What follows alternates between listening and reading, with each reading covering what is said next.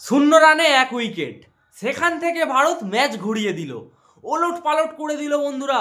অভিষেক শর্মা দুর্দান্ত ব্যাটিং করলো, ঈশান আবারও এক গুরুত্বপূর্ণ নক, সূর্যা দাদা আবারও 50। আজ বলবো বন্ধুরা তৃতীয় টি-20তে ঠিক কীভাবে নিউজিল্যান্ডের উপর নেমে এলো ভারতের সুনামি। ম্যাচটা ছিল সিরিজের তৃতীয় টি-20 আর ভারত আগে থেকেই 2-0-তে এগিয়ে রয়েছে। নিউজিল্যান্ড চাইছিল ঘুরে দাঁড়াতে। প্রথমে ব্যাট করতে নেমে নিউজিল্যান্ড 153 রান তোলে। স্কোরবোর্ড দেখে মনে হচ্ছিল টার্গেটটা সহজ নয়, কিন্তু অসম্ভবও নয়। আর ঠিক তখনই প্রথম বলেই বিপর্যয়। Sanju Samson clean bold, score 0 রানে 1 উইকেট।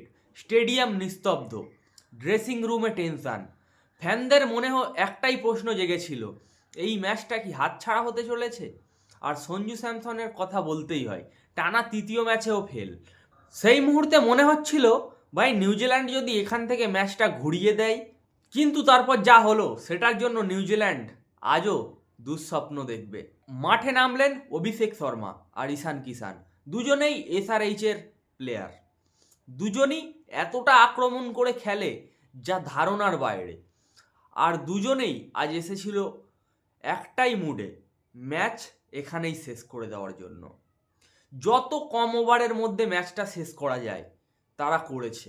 নিউজিল্যান্ড 1 উইকেট নিয়ে তখন খুব খুশি, কিন্তু এই দুজন যা শুরু করলো, 4-6 4-6, বলার শুধু বলার চেঞ্জ হচ্ছিল বন্ধুরা, ফিল্ড বদল হচ্ছিল, কিছুই কাজে আসেনি।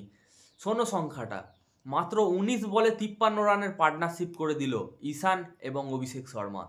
3 ওভারের মধ্যেই ম্যাচ নিউজিল্যান্ডের হাত থেকে বের করে দিল। স্কোর যেখানে 0 রানে 1 উইকেট ছিল, সেখানে হয়ে গেল 53 রানে 1 উইকেট। ঈশান কিষান 13 বলে 28 রান, চুপচাপ নিজের কাজ করে চলে গেল। অভিষেক শর্মা, এখানে থামো, কারণ যা করেছে সেটা সাধারণ নয়।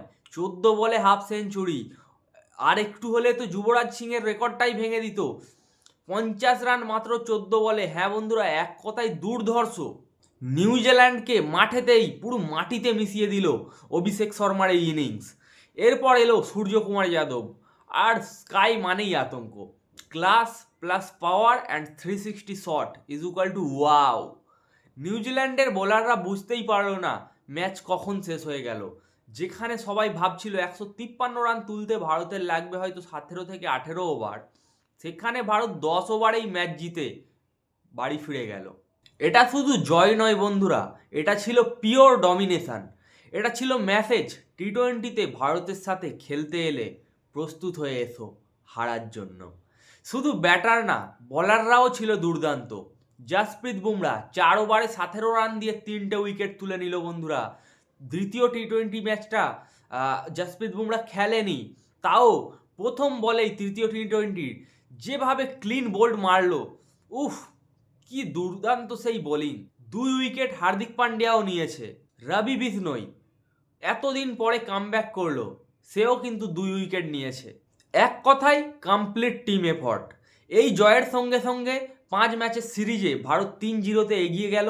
আর এছাড়া সিরিজও নিজের নামে করে নিল ভারত।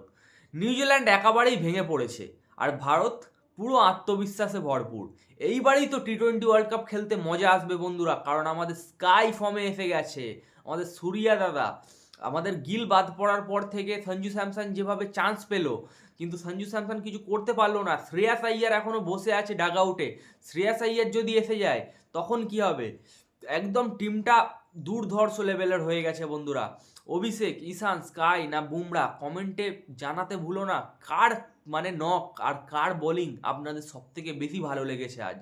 আর ভিডিওটি ভালো লাগলে চ্যানেলটি সাবস্ক্রাইব করে নাও।